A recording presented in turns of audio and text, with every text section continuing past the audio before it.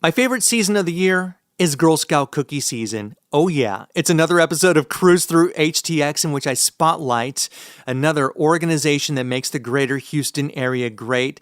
One such organization is Girl Scouts of San Jacinto. I'm joined by Chief Program Officer April Moncrieff. In this conversation, April and I talk about her early memories of being a Girl Scout, which include camping and selling cookies.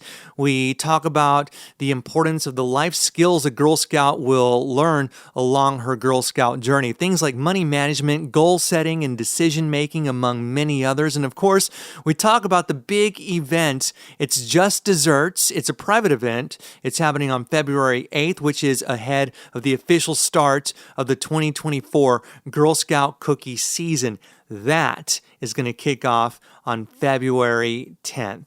I love this conversation. I love Girl Scout cookies. I love, most importantly, what they do and what they have done for girls, like my two daughters. If you enjoyed this conversation as much as I did putting it together for you, please consider subscribing to the show and sharing with your family and friends at cruisethroughhtx.com. Hi, I'm Ed Sheeran. This is Bruno Mars. Hey, it's Katy Perry. This is your man Flo Rida with Freddie Cruz. This is AJ Mitchell with Freddie Cruz. Freddie Cruz. Freddie Cruz. Tell your Chico pick Mr. 305 and you already know what it is. My name is Freddie, and it's time to cruise through HTX. What is your earliest memory of being a Girl Scout? I have to know. I was a brownie, and it was really going camping. I was not necessarily an outdoorsy kiddo. I did a lot of other things too, but I remember going out camping with my troop, and I remember selling cookies with my troop. I remember there was this abracadabra bunny that popped out of a hat. That was one of the rewards, and I had to have that. And so I remember walking door to door. I remember asking for it. I remember being super shy. And it was just some really great memories of pushing myself out of my comfort zone. Okay, so camping, selling cookies, and then you wanted that bunny. Was it quote unquote just a bunny, or did it do tricks or something? It was just a bunny. But those are the best though, right? Simple, cute, just. It is. Yeah. It was great. It motivated me to get out there. So. Oh yeah, and so when you started as a brownie, I forget the ages, 6, 7. So brownies are going to be your second and third grade girls. Okay. So that's like 7, if I'm remembering when I was 7, 8, 9. 7, 8, 9. Aw. So yeah, I mean, getting out of your shell, you're kind of starting to grow and figure out, okay, I can actually use words and talk to grown-ups, and it's not just about Sesame Street. Exactly. It was really about, it's the cookie program is a lot more than just the yummy cookies, which are amazing. Let's be honest. But it really is about learning different skills, life skills that you're going to take forever. So it's really about learning what we call the 5 skills. So that's money management, that's goal setting, it's decision making, people skills, and business ethics. So you're working with your troop to say, okay, we want to go camping this summer, or we want to go on a trip to Europe. How many cookies do we need to sell in order to pay for that troop? What is our goal? What are we trying to work towards? And so it's really more about learning some of those skills. It's about being that shy 7-year-old that says, will you buy a box of cookies from me? And being okay with them saying no, and being okay if they say yes, and remembering to say thank you, and remembering to talk to people and look them in the eye and shake their hands and do all those things that we learn as adults, but trying to learn it as a kid and running your own business, being your own entrepreneur. And it can be daunting for a little kid to have to talk to strangers, especially when mom and dad, and this is not a knock on mom, because this is our job as parents, don't talk to strangers. Right. And so it's kind of, almost for lack of a better term, just kind of like it's they're brainwashed to think that. Right. So now you're telling me that it's okay to talk to strangers, but in this instance only, and they're going to, wait a minute, they're going to tell me no most of the time? Yep. Yeah, exactly. So we try to really put a lot of safe parameters out there, right? Yeah, so making sure that if you're going to walk your neighborhood, you're pulling a wagon with your mom or your dad, you're walking out there, you're going to houses that are safe. We're in front of locations, we're in front of businesses and retail shops that we believe are safe. You're going to find us at Kroger. You're going to find us at Walmart, and places that we know with the proper adults next to us, that even if somebody says no, it's going to be okay, and Girl Scouts, one of the biggest things we try to teach them is this is a safe place to fail. And so what do you do when you fail? What do you do when you don't get the answer that you're going to want? How do you pick yourself back up and how do you try again? And so that's a big part of the cookie program too, is you're going to get a lot of yeses because there's not a lot of people that don't enjoy the Girl Scout cookies.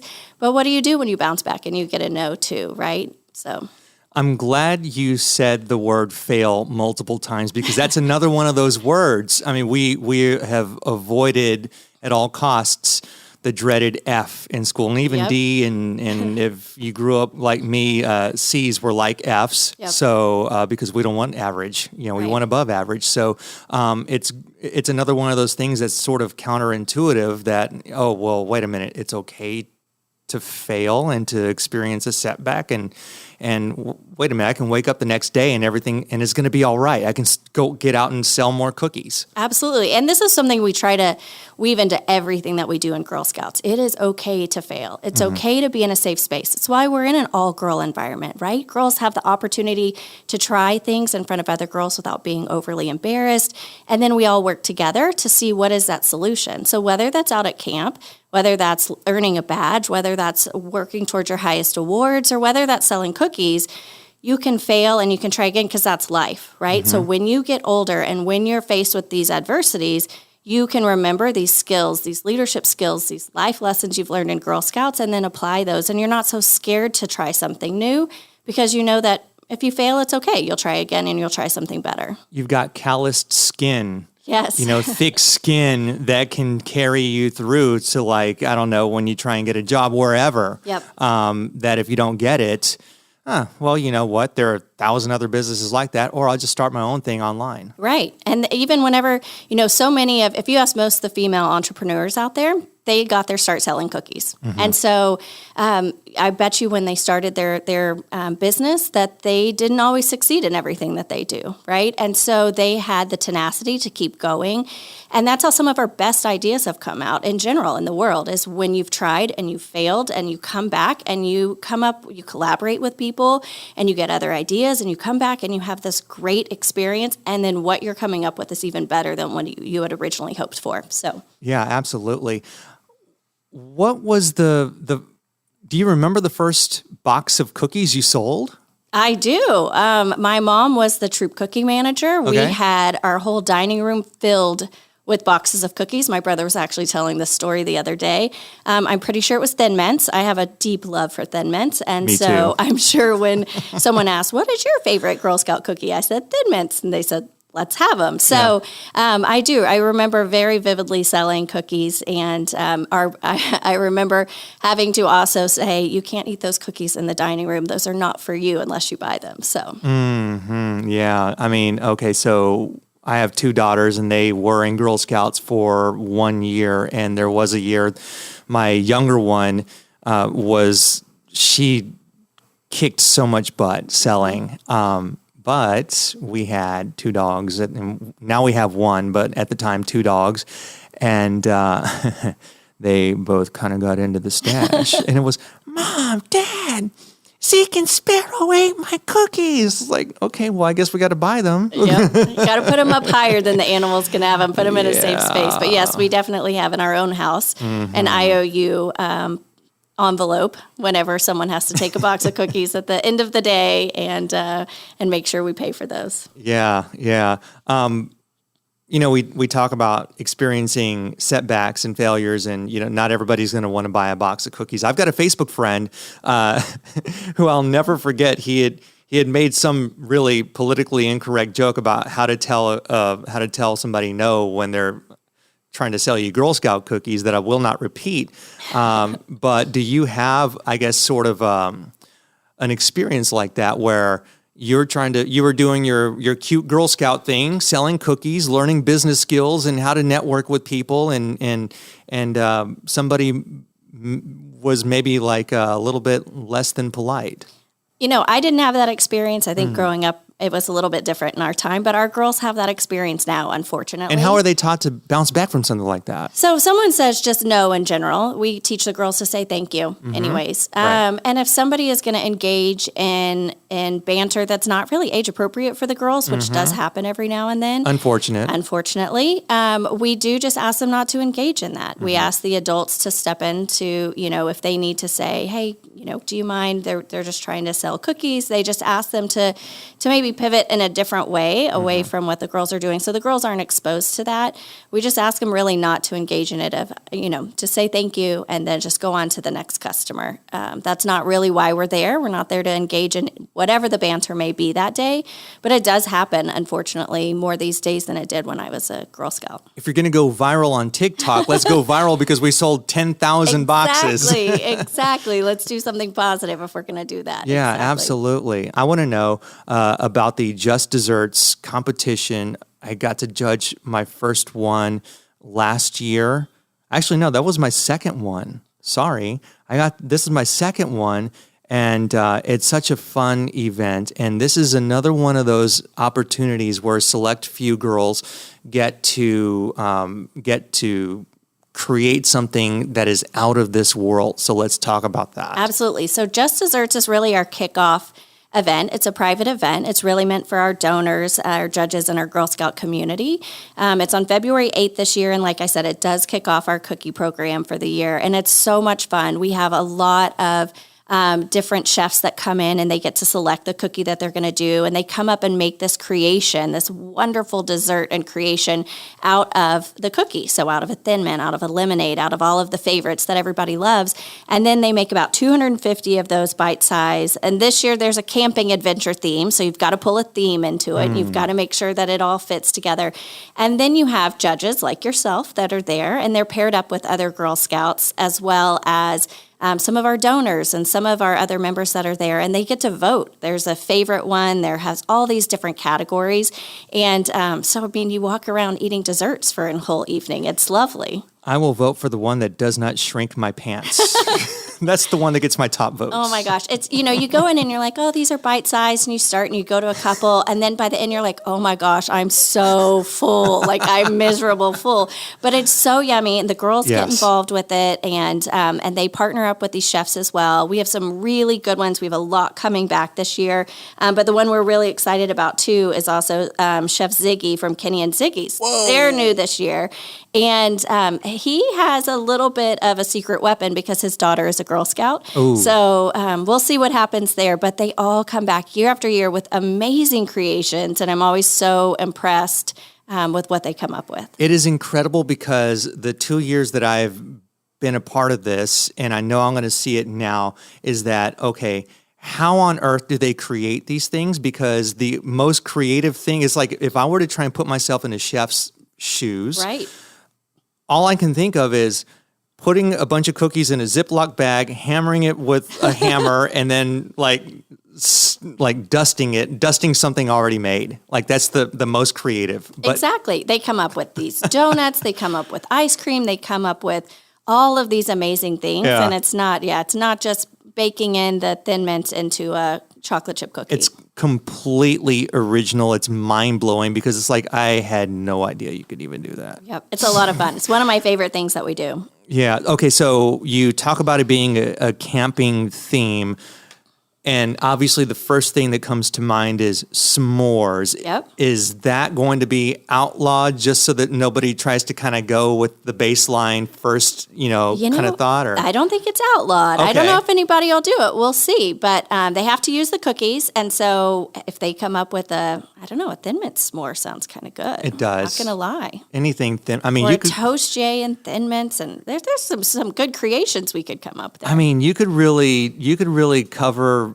You could melt Thin Mints, wrap them, like drizzle them over a tire, and then eat the tire, and it'd still be great. I mean, if we're being honest. I may be a little pickier than you on that one, but yes, I still love a good Thin Mint. Oh, my goodness. Okay, so it kicks off the 2024 Girl Scout cookie season, which starts on... February 10th. Okay. So this Saturday, the day before the Super Bowl, you will start seeing a lot of girls walking around your neighborhood. You'll see girls that following weekend, February 16th, out in front of your favorite retail locations. But you can always go to our website, which is gssjc.org, and find cookies close to you. So you can always go to our cookie section there and find Troops there and get your fix for the season. Okay, so it has been a hot minute since my daughters were Girl Scouts. So when does the season end? So the season ends March 24th. Okay. So you have a little bit of time for your first and second and third runs on Girl Scout cookies. You always say, okay, I'll just have a box or two, and then you go back, and then you go back. So you have until the 24th of March to get yours for the freezer. That is funny, a box or two, more like a box or 10. Right, right. Oh, my goodness. So new flavors? No new flavors this year, so it's still all the favorites that you have, all the classics that we've always had. Okay, and so are Thin Mints still the most popular? It really depends, and it's interesting. There's always a shift each year of which one is a little bit more popular or not. Thin Mint is always towards the top. Caramel Delights is always towards the top as well. So it's usually a battle between those two, but the other ones we still have Adventurefuls. You have lemonades. Lemonades are a huge popular one for us. Your peanut butter patties, your peanut butter sandwiches, Adventurefuls, Toast Jays. There's really not a cookie in the lineup that I won't eat. Can you tell by parts of town which one prefers which? Like it's, okay, you're from the Woodlands. The Woodlands prefers Thin Mints and Katie prefers this. I've never looked at it that way, but now I'm going to have to. There usually is one where it's like, okay, we think this cookie more people will get, and then it ends up being another one. So it's usually one of like the next level down ones. Okay. It's really interesting because we have to plan all of that ahead. So we actually put in our cookie order back in the fall. And so we work with the bakers way in advance to tell them how many we think we're going to want and forecast how many cookies we think we need in which varieties. Then those are in the warehouse right now. And so today we're actually starting our deliveries to the troops. It's absolutely fascinating from a logistics perspective of getting all of these cookies from the baker to the warehouse, from the warehouse to the deliveries to the troops to the girls, and then to the consumer. And so each girl tells us how many they want to do in advance, how many they think they're going to sell in advance, and then they have those in hand to sell to their customers. Yeah, and you're right. It is such a system that you all just have nailed down. Yep. I remember going to the office over off of 59 and was it Kirby and whatnot? Yeah, so 59 Kirby-ish area and seeing the big crates of cookies. They're shrink wrapped together. Pallets and pallets of cookies. Oh my goodness. I was like, I thought I had died and gone to heaven. Okay, this is... We had actually, a couple weeks ago, we had some of our older Girl Scouts do a logistics program with us. They went to the warehouse, they walked around, they saw how everything was, all the pallets of cookies shrink wrapped and all of those things. And so they got to see and learn behind the scenes. So in case they wanted to do a logistics type career down the road or something around that, then they had a little bit of understanding about what goes on behind the scenes of more than just, here are the cookies my mom gave me to sell, right? So. Puts skin in the game. Yeah. A little bit of different perspective for the older girls. Yeah. And then they ask you about quality control. You're like, wait a minute, how do you know about quality control? And it's like, well, how about I just want to go and taste the cookies as soon as they're out of the oven? Exactly. Because, I mean, I can imagine a Thin Mint fresh out of the oven. Are you kidding me? I know that would be amazing. They're pretty good fresh out of the freezer too, though. Oh my goodness. Okay, you like them out of the freezer too. I'm like totally outnumbered in my household about that. I'm like, come on. It's like... If they even make it to the freezer, but yes, they're good out of the freezer too. Oh, that is fantastic. Okay, so we've got Girl Scout cookie season. Of course, spring break is going to be here and gone before you know it. Summer activities on the horizon. Anything planned special for this coming year? Absolutely. So we have our summer camps. We have our overnight camps and our day camps. We just opened up registration this week for both of those. And so we have 3 camps that we run. We have one at Casamari, which is out in the Seabrook area. We have one at Misty Meadows Ranch, which is our horse camp, which is up here in Conroe, and then our Agnes Arnold camp as well, which is also up in Conroe. Our Misty Meadows Ranch just got a acknowledgement by Newsweek last year of being one of the top-rated camps. And so it's a really fun and exciting experience for our girls to learn what all goes into taking care of horses. We have over 40 horses there at that camp. And so they get to go in and take care of the horses. They get to learn to ride horses and groom horses. They learn what it's like to be a ranch hand and all the different things. And then our Agnes Miss Arnold Camp has a lot of high adventures, high ropes courses, things like that as well. And then Casa Mare, we have sailing, and we have other adventures out there on the bay, on the ocean. So it's a lot of fun. We run those all summer long. So if you're looking for a job, we're always going to hire camp counselors, but also for girls to be able to go out there.